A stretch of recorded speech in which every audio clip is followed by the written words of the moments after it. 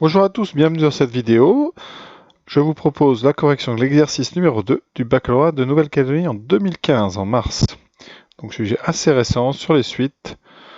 Voilà, je vous laisse le faire et je passe au corrigé immédiatement.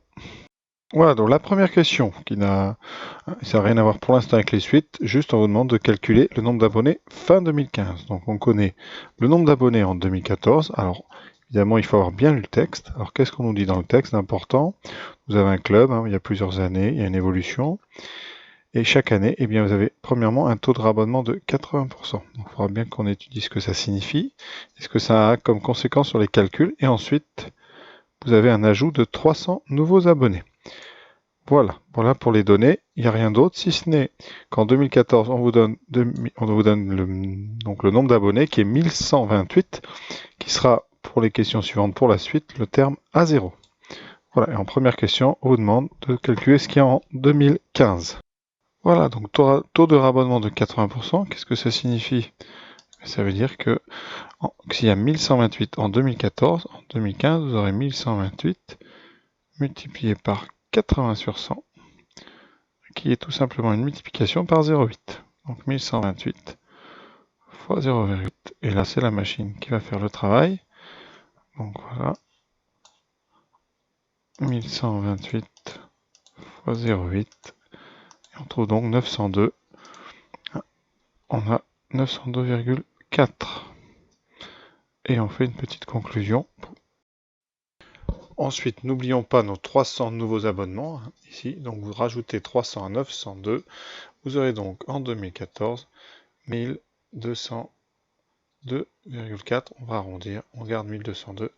Donc 1200 abonnés en 2015. Voilà, passons à la question 2. Là, c'est une question où on va passer dans un petit peu l'univers des suites. Donc je rappelle que dans l'exercice, on est en train d'étudier une suite AN qui est le nombre d'abonnés. A0, c'est à l'année donc 2014. Alors AN, c'est 2014 plus N, et AN plus 1, 2014 plus N plus 1. Et on vous demande la formule qui permet de passer d'une année N à l'année N plus 1. Alors, je rappelle, on a 80% de réabonnement.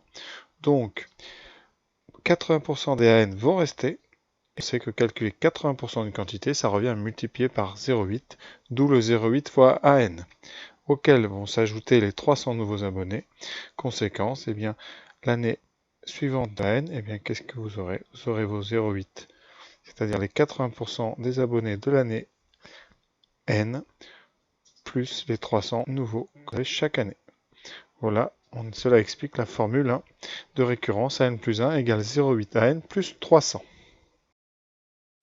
Alors, c'est un sujet très classique pour l'instant. La suite AN est une suite arithmético-géométrique, c'est-à-dire qu'on multiplie AN par un nombre qui est toujours le même et on ajoute une constante.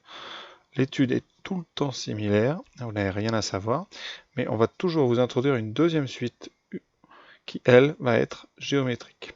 Ici, la suite, c'est moins, donc c'est UN qui vaut 1500 moins AN. Et on va montrer, et c'est tout le temps comme ça qu'on fera, on va montrer que cette suite UN est géométrique. Et bien pour cela, on va calculer UN plus 1, voilà, et après quelques étapes, on montrera que UN plus 1, on transforme, vous verrez, en 2-3 étapes, on arrive à UN plus 1 qui vaut quelque chose de constant fois UN. Et ça sera donc une suite géométrique de raison Q, cette lettre qu'on va trouver ici après nos 3 ou 4 étapes. Alors pour cela, on va utiliser les deux relations qu'on connaît. UN égale 1500 moins N, que je vais appeler la relation étoile, et la relation de la question 2, la relation de récurrence, que j'appellerai 2 étoiles. On commence toujours par la première, la relation étoile, donc UN plus 1 égale 1500 moins AN plus 1, c'est-à-dire la relation étoile qu'on a écrit au rang, ici au rang N plus 1. Ensuite, vous avez N plus 1 qu'on ne connaît qu'à travers la relation 2 étoiles. Donc ici, j'ai 1500 moins, et on ouvre les parenthèses, et puis on inscrit 0,8 fois AN plus 300. Voilà, on développe pour l'instant tranquillement. 1500 moins 0,8 AN moins 300.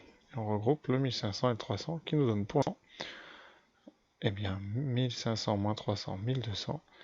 1200 moins 0,8, fois AN. Voilà. Et comme ce sont toujours les mêmes exercices, on sait exactement ce qui va se passer. Et donc, la méthode consiste à factoriser par le coefficient que vous avez ici devant n, c'est-à-dire 1,08.